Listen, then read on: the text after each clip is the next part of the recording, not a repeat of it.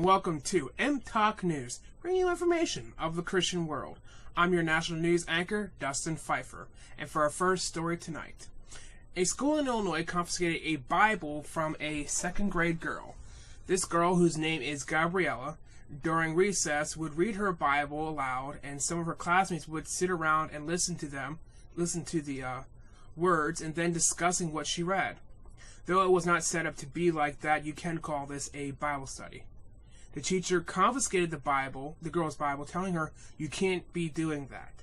The American Center for Law and Justice was contacted by the girl's parents, to which the law office sent a letter citing many cases that allowed for a Bible to be permitted in school so long as it did not disrupt the class or their work, to which they stated that in Gabriella's case, it did not.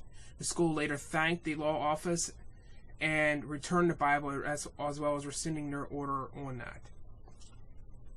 Next up, Discovery Plus will be doing a short docuseries on Hillsong, chronicling the world of a highly popular megachurch as well as the downfall of celebrity pastor Carl Lentz. And for those of you who have seen it in an earlier episode of MTOK News, you know that when we talked about Carl Lentz, he was dismissed because of an extramarital affair, but they cited the reason as moral and leadership failures. The series will include testimonials from current and former members of the megachurch who allege abuse from Hillsong Church and the leadership, as well as the pastors in multiple forms. As the abuse in multiple forms, I do apologize. And our last story for the national news. In an earlier report, we spoke of an Army chaplain who was reprimanded after he commented about the new transgender policy passed down from the Biden administration on his private social media page. The reprimand, upon appeal by First Liberty Institute, has been lifted. This decision will clear the way for Major Calvert's record to be cleared and may even have a possibility of a promotion in his future. This is paraphrased from what the law office said. The appeal stated, quote, "Active duty service members in uniform marched in a political parade to show opposition to the Trump administration's ban on transgender troops. Clearly, if uniformed active duty service members are permitted to express political opposition to their commander-in-chief's policies, an active duty chaplain may express support for that same policy." Now, please do be sure to be in prayer for the members of Hillsong Church who were involved in any kind of abuse that may have taken place there, for the girl's family in Illinois who had to go through this, as well as others who are silently going through this about having their children's Bibles being taken from them or not being permitted to bring a Bible to school in the first place. And do be in prayer for people who are also in Major Calvert's position, who are afraid to speak their minds or who have, but have been reprimanded or dishonorably discharged as a result. Now we will go over to John with our international news reports. All right, well, thank you, Dustin, for your reports. We'll be sure to keep up with those and follow them up with prayer. And now let's head on over to your international reports for the week. So we're starting in Myanmar, where a ceasefire has been negotiated between the Burmese military and the resistance fighters in the Chen state. This is where most of the attacks on churches and civilians have been located, which we have been reporting on for the past couple of weeks. Some civilians have felt safe enough to return home, but that only represents about 20% of them. Many are still in fear for what comes next. So we can be happy that a negotiation has been, or a ceasefire has been reached, but many civilians are still in terror and still in fear, and many will not return home yet. So be sure to follow that. Next, we're going to Algeria, where the United States Commission on International Religious Freedom has recommended placing Algeria on the State Department's special watch list as a result of the state's persecution of religious minority groups. So we've covered several of those stories of persecution here already on MTOK News. Maybe you remember Pastor Rakid Sagir, who was arrested and convicted for owning a Christian bookstore. Or there's Hamid Saudad, who has been sentenced to prison for apparently insulting Muhammad. Christians in Algeria face this type of persecution on a very regular basis. Many churches have been forced to close because of the unequal treatment placed on it by the Algerian government. So it's good to hear that someone else is speaking up about this. Let's pray that the United States and her allies will actually listen and not just ignore this persecution like what normally happens. Unfortunately, it has happened in the past that the United States will ignore such things, but we're praying that this time will be different. Then let's go over to Indonesia, where last week, this is a very sad story, 12 graves belonging to Christians were vandalized by a group of children between the ages of 9 and 12. It is believed that this act was instigated by religiously intolerant indoctrination, which takes place at the school they attend. This school is operating without the approval of the Indonesian government. The good news is that Mayor Gibran Rakabuming, I am so sorry if I've mispronounced your name, has thoroughly condemned this act. He has ordered the school shut down. An investigation will be launched to find out who was responsible for perpetrating these acts. The children will be receiving counseling to help them, and the individual who instigated them will be prosecuted. And lastly, we're going to go to Mozambique, and this is a sad story. Reports are indicating increased violence towards Christians in the nation. Worse, it's the children who are suffering the most. Jihadist groups have engaged in acts of violence, killing many civilians. This is jihadist groups such as Al-Qaeda, Al-Shabaab, couple others I don't remember how to pronounce them, sorry. Children are left abandoned, raped, maimed, and killed as a result because many of their parents have been killed. Many have noticed that Mozambique has one of the fastest growing populations of Christians in the world. As such, jihadist groups have made it their mission to wipe out Christianity in that region.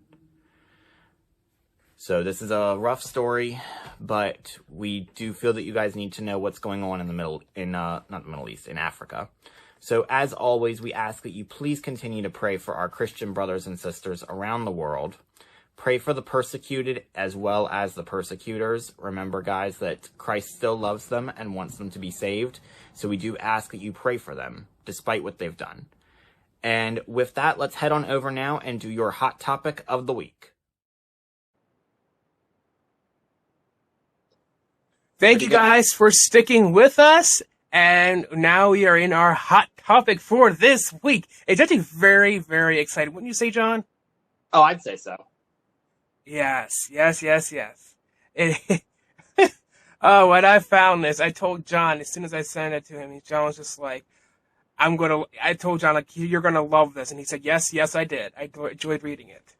Yeah. So today, as probably many of you have already seen, is that there is this big release supposed to be coming from the Pentagon, and they're supposedly releasing information about UFOs, which people are attributing to aliens, even though UFO means unidentified flying object, which can be just about anything at this point.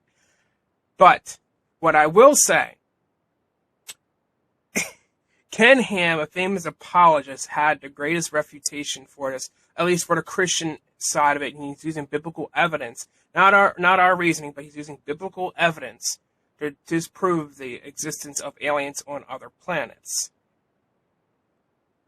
Go ahead, John.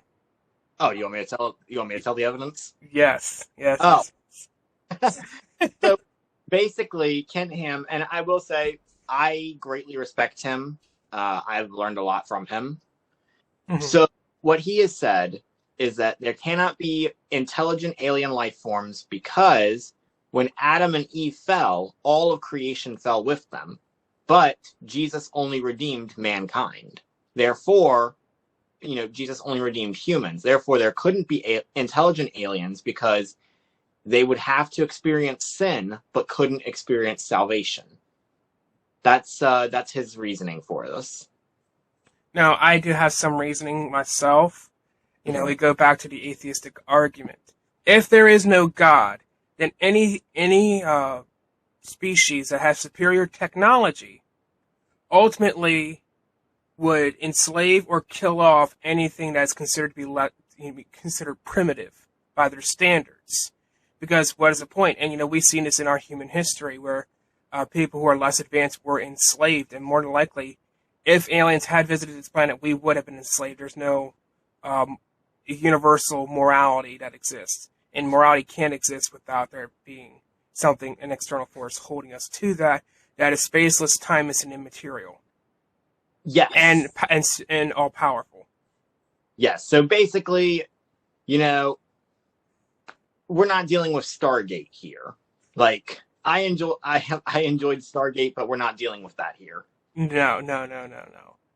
And I would also add that many people are very desperate, it seems, for this to be aliens, which, again, UFO just means unidentified flying object. It could be anything. It could be military test craft. It could literally be anything.